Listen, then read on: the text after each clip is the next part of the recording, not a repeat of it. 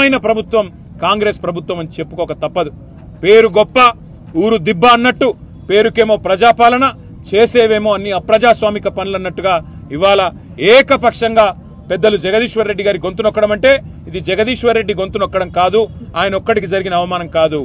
ఈ రాష్ట్రంలోని రైతాంగం తరపున, ఈ రాష్ట్రంలోని ఆడబిడ్డల తరపున నెలకు 2500 రూపాయలు కావాలని గొంతు విప్పినందుకు, రాష్ట్ర రైతాంగం తరపున రుణమాఫీ జరగలేదు అని చెప్పి ప్రశ్నించినందుకు, రాష్ట్ర రైతాంగం తరపున ఎండుతున్న పంటల విషయంలో మా పార్టీ తరపున ప్రభుత్వాన్ని నిలదీసినందుకు, రాష్ట్ర పేదవాళ్ల తరపున పెంచని పెన్షన్ల గురించి, అమలు కాని 6 గ్యారంటీల గురించి, 420 హామీల గురించి ప్రశ్నించినందుకు తట్టుకోలేక ఈరోజు ప్రభుత్వం ఒక కుయుక్తితో మా సభ్యుడిని సస్పెండ్ చేసింది. అందుకే నిరసనగా మేమందరం కూడా ఇక్కడ కూర్చున్నాం.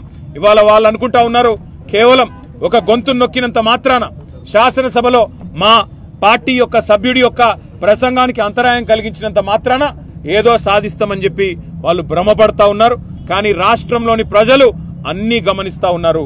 15-16 నెలల్లో కేవలం 20% కమిషన్లు, ఢిల్లీకి మూటలు పంపడం మీద ఉన్న దృష్టి ఈ రాష్ట్రంలోని పేదలకు మేలు చేయాలనే విషయంలో మాత్రం ఈ ప్రభుత్వానికి ఎంత మాత్రం లేదు అనేది ప్రజలకు కూడా అర్థమైపోయింది. కాబట్టే